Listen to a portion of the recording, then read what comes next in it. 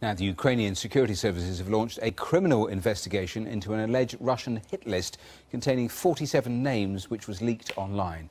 It comes after Arkady Babchenko, the Russian journalist whose murder was faked by the Ukrainian security services last week. Well, I spoke to Jonah Fisher from Kiev just a little earlier about this alleged list, who's on it and where it was actually published. Yeah, this list was published on a Russian-linked website here in Ukraine. I had also been shown this list myself prior to its publication by this website. It's a list of 47 journalists, writers, bloggers here. It actually doesn't include the name of Arkady Babchenko, the man who was involved in that fake assassination last week. The list, to be quite frank, is very simple. It's just the names of the journalists, often their date of birth. Some of them just have their Facebook profile links next to it. It doesn't look anything sophisticated, and there have been lots of questions raised here as to exactly where it originated from. Can it be trusted? And what does it mean? This is supposedly the great bit of evidence which the Ukrainian authorities unearthed by having that faked assassination last week. They said that because they held it, that this list was then handed over by this Russian-linked agent here in Kiev, and they managed to get vital intelligence on who else might be targeted, thus saving not just the life of Arkady Babchenko last week, but also of these other individuals. But there are, as I said, lots of questions being asked here in Kiev at the moment about that list. I'm sure there are. Jonah, tell me about those 47. Are they being offered any sort of protection? Do the authorities think when they disrupted this plot, they've managed to disrupt it permanently or temporarily?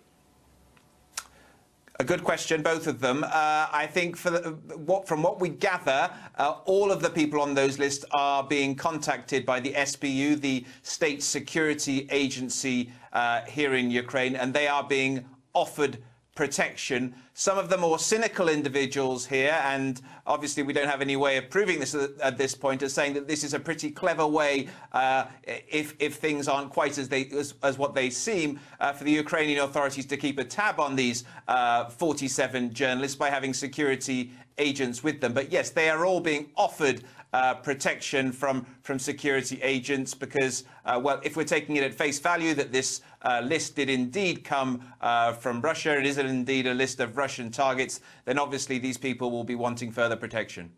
Jonah Fisher. Now, Argentina has cancelled its World Cup warm-up match against Israel after pressure from Palestinian boycott groups. This was a poster in the West Bank. The game was due to be played in Jerusalem on Saturday. Well, the news was welcomed in Gaza, where at least 120 Palestinians have been killed by Israeli forces during recent protests. The Israeli Defence Minister described the move as a surrender to hate. Here's Yolande Nell. This is the stadium where Israel was supposed to be playing against Argentina this Saturday. It was meant to be a warm-up match for Argentina as it gets ready for the World Cup, a friendly. But instead it stirred up all kinds of controversy and lots of tensions, and now it's been cancelled. Israel is blaming what it says were Palestinian threats and provocations, particularly against the star Argentinian player Lionel Messi. And one Israeli minister came out saying that this cancellation was a surrender to hate. But the Palestinians say that football is being used here as a political tool and that this is giving the red card to Israel. That's from the head of their football association. But the Palestinian argument was really that by Argentina coming here to Jerusalem, it would be ignoring Palestinian claims to the eastern part of the city, which they want as the capital of their future state. That part is under Israeli occupation. And they said that also it would be ignoring those deadly protests that have been taking place all along the Israel-Gaza border. On the Israeli side, there have been some who saw all of the excitement around this expected game as being part of the celebrations taking place this year for the 70th anniversary of the creation of the State of Israel. Now, Palestinians will see what's happened really as a win for them. And Israelis are looking at it as a very worrying sign, perhaps, for future football matches and sports events that could take place here. Now let's take a look at the day's other main global stories. And the head of Cricket Australia is stepping down after 17 years in the job.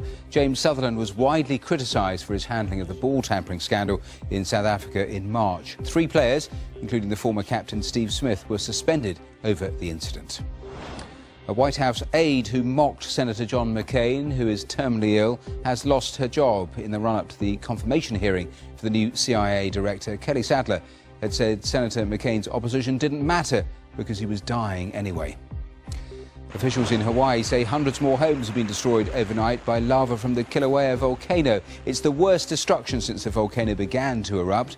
Residents in the area had been told to evacuate last week or risk being trapped by that lava, which is mixing with seawater to create a potentially deadly plume. Have a look at this. A soldier in the US has been arrested after stealing an armoured vehicle and leading police on a 2-hour chase through a busy city. The vehicle was taken from a base in Virginia on Tuesday and was driven at speed through the state capital, Richmond. Footage posted on social media showed more than a dozen police cars in pursuit of that personnel carrier.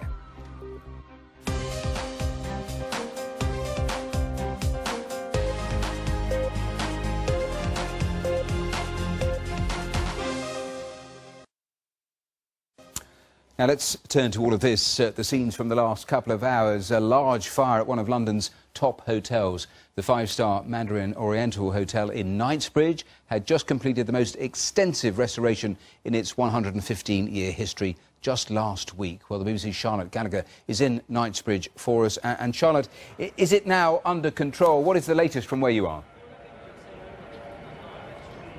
It very much seems to be under control, Matthew. If you can see just behind me, the hotel, there's an extension ladder right up to the roof at this point. When we first arrived here, there was still smoke coming out of the roof, and there was firemen on top of those ladders pouring water down onto the hotel. And it's believed at this point that the fire may have started on the roof. There were builders there working at the time. As you said, the hotel has just undergone this massive renovation, and it's believed the builders could have been part of that. We heard from one person who was an engineer working at the hotel at the time, and he said they saw this fire and just shouted, "Quick, everybody out," and the hotel was quickly evacuated after that. And I'm pleased to say that the ambulance service have said they haven't treated anyone for any injuries, so the hotel was quickly evacuated and it looks like nobody was injured at the hotel. Do we know even roughly how many people were actually in the hotel, how many people in neighbouring buildings were also affected and evacuated? We don't have the figure so far of how many people were in the hotel. Of course, it was daytime, so it would have been much less than if the fire had happened at night. But when we arrived, we saw people coming down the roads, people from nearby shops. If you don't know this area, this is a very busy shopping district in central London. There's the Harrods department store, Harvey Nichols, lots of designer stores, and shops were being evacuated and staff were moving away from the hotel and going past the cordon. Now, as well, it's been absolute chaos around here on the roads. This is such a busy area. It's rush hour in London. If you know London, you'll know rush hour is incredibly busy, and all those roads around here were closed all to traffic because they were being moved away from the cordon, and also because the sheer number of fire engines that were being sent here to deal with this fire. At one point, there were 15 fire engines and around 100 firefighters at the scene trying to dampen the scene down, because we saw those huge plumes of black smoke coming from this hotel that could be seen right across London, Matthew. All right, Charlotte Gallagher there in Knightsbridge, thanks very much for that latest update. Thank you.